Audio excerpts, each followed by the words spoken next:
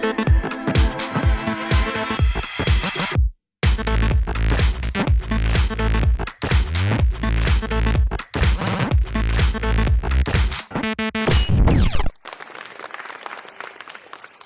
and welcome to The Why Generation, a show where we talk about all the issues that matter and even find time for some that don't. Here to help us out are our panellists, Adam. Hello. Michelle. Hey. Ursas. Yo. And Amanda. Hey. Let's get right into it. Hi, Why Gen. My best friend and I do everything together, but when she told me she was going to get Botox, I was shocked. I have nothing against it, it's just that we're both really young. Anyway, she got it done and now she has a trout pout that looks, well, tragic. When she asks me how she looks, I don't have the heart to tell her. She keeps pushing me to try it and says it's all the rage and everyone's doing it. I have no idea what to think. Can you help me out? Face off.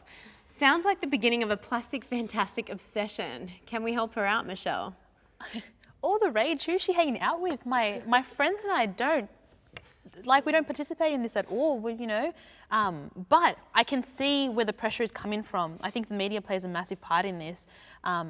Not with specific reference to Botox. I mean, she does not have to do it because her friend's doing it. And, at the end of the day, like, you probably don't want to tell your friend after she got a boob job, like, oh, your boobs are a bit wonky. You don't want to do that. It's not ideal.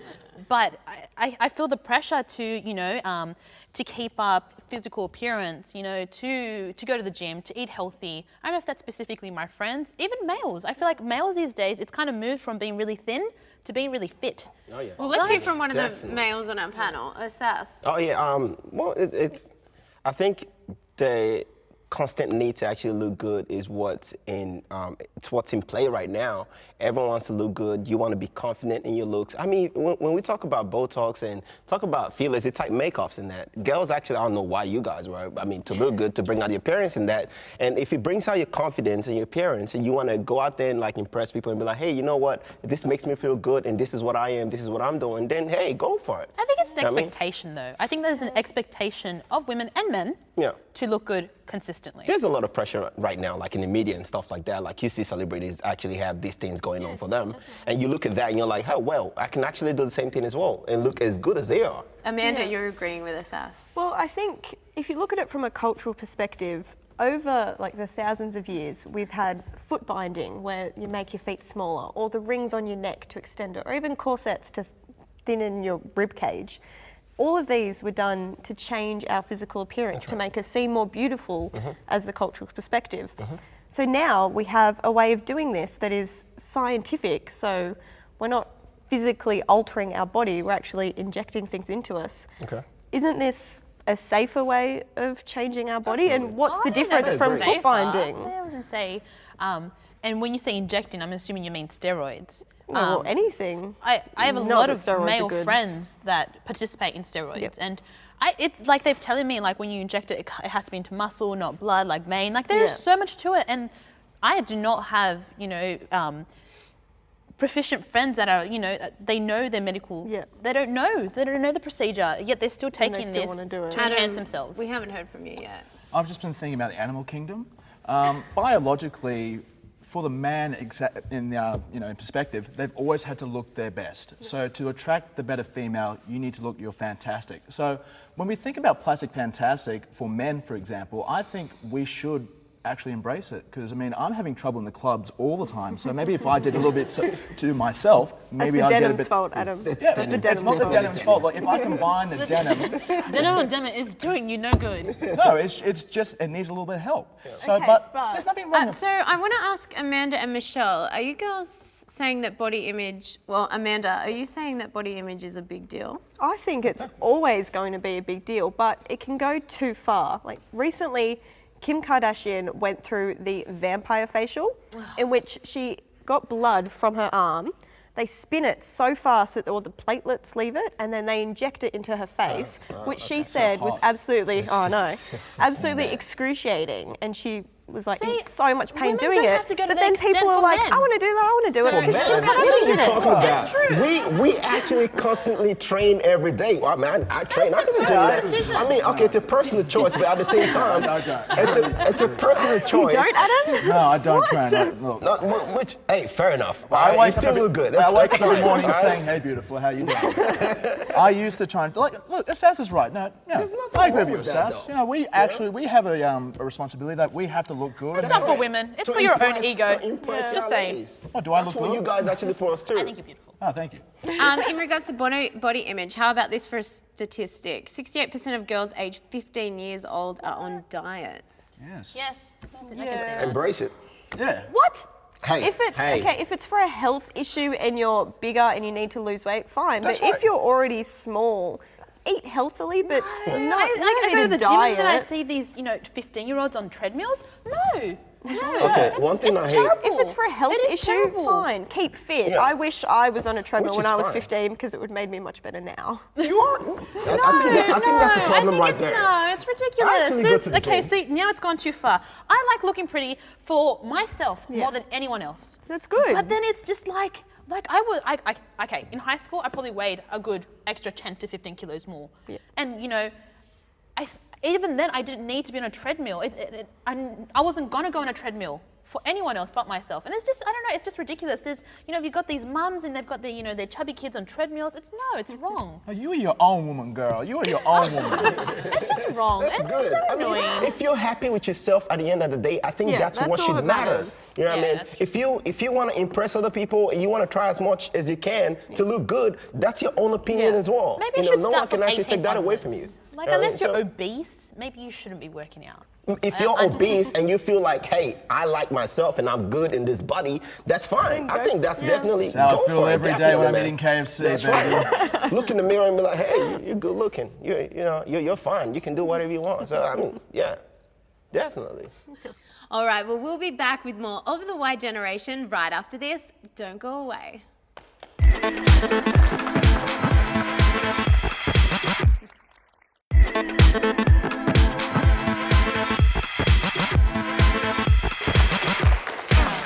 You're back with the Y Generation, and we're just about to launch into those stereotypes that plague us as the Y Gen. Our reporter Jess hit the streets to see if people really think that Gen Y are lazy and want it all without having to work for it. It seems to me that they're not as hardworking as the older generations and seem to have a sort of holier-than-thou attitude, and they don't really feel like they need to work hard. That's a bit of a tough one because both my kids work really, really hard and get really, really good money, and they always have. Don't think people in the Y generation are typically lazy, but I think they probably steer away from jobs that they don't think meet their status. It's not a problem with ability, that they tend to be, I find, unwilling to commit themselves to things. They think a little bit too much about it, but when they decide to get things done, they're probably the most successful and intelligent generation we've had. Well, Like that guy. there's also that common view that Gen Y won't accept a job they consider beneath them. Oh, Sass, what are your thoughts on this? Okay, I need to address the video first. I want to thank them so much because we are so not lazy. All right. We work. We are very ambitious. We get inspired by different things, and we motivated by things as well. We always want to work. Do we actually accept job beneath us? Would I accept a job beneath me? No. See, if I've actually gone to uni and work and gone to school all my life and get a degree, would I want to go work at Mackey's or something like that? I probably wouldn't would do. you work there before? Not necessarily, because I actually know someone that actually went to school, got a degree, got out, and well, no offense, she still works at Starbucks where I work, and she has a degree.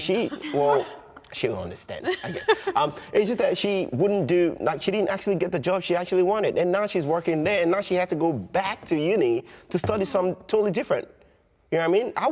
I wouldn't get a job beneath me when I've actually had so much jobs that are better But what if you don't have a choice? Yeah. If I don't What have if a you're at a choi- point where you don't I have a would choice just keep and you don't looking. have any money? Oh, you're just I don't being know. proud Okay, now. okay. See, I'm You're not being proud. See it this way: if you used to actually work in a place where you earned a lot of money, and then you had to quit that job for some reason, and then go work at Mackey's or something. That's just a shit go. But sometimes you have to do what you have to do. Yeah, make ends meet. It's just and- like, look, okay, so I'm a uni student and I am a waitress. And you know what? Like, it does suck. I carry really hot plates and I'm constantly dropping glasses and they're long hours and they go into the night and it's not a fun industry. But you know what? I got to do what I got to do. And it's there. And I know so many people that won't work in hospitality because it's horrible hours. I don't want to like throw my weekends away. I'm young and this and that.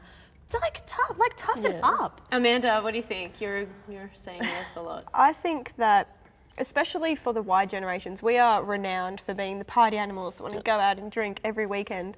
You need a lot of money for that. It is not a cheap environment to be into. And so I think a lot of us will work wherever we have to get any form of money to do that. Okay, So let me ask you a question, right? Where do you work?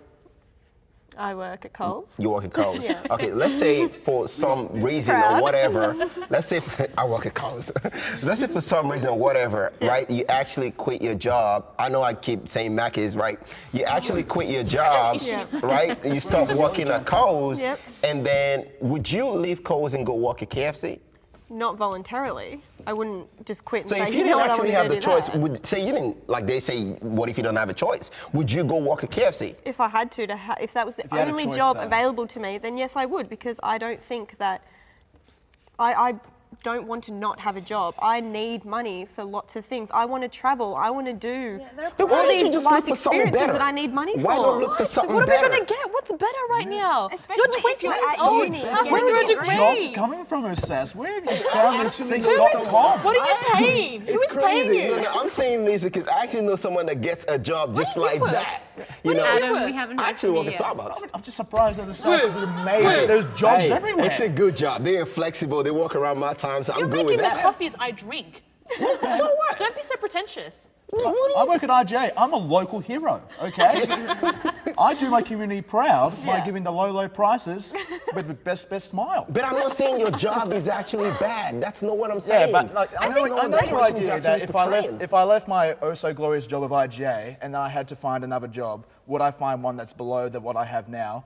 Look, the answer It's is a hard decision. It's a hard decision. Definitely. Like, it's hard for me to go back because I mean we're used to what our parents, for example, they'd work like 10 years in their one job because that's just what the job opportunity was like.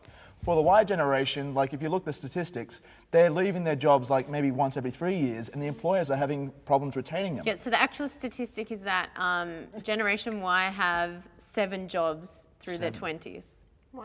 as opposed to our parents who stayed in the same jobs for 10, That's 20 because years. we're greedy. We're greedy, and it's because we're just brought up. We've all been spoilt by like good lifestyle that we just want it. Like for me, for example, if I move out of home, the first thing I want is everything. Like I can't go back to just living like back in the Stone I need Age. a plasma. I need my PS3. I just need an That's Xbox true. One. So true. That's all I want. What if you had to? That's why you wouldn't What if move I had out until to? you See, had that's the the thing. I don't ability know. of Like, that stuff. like if I had to, I don't know if I'd be able to cope. Can I just say, going back to this generation being a lazy generation, I think it's true in a certain way. Like baby boomers, you know, they're all about trades. You know what I mean? Like my daddy's such a hard worker. Like I kind of want him to retire already, but it's different generations. You know, there's different things required of us now. Yeah. All right, well, we're too lazy to come back after the break. Just kidding. We'll be back, of course, with more of the Y Generation in just a moment. Stay tuned.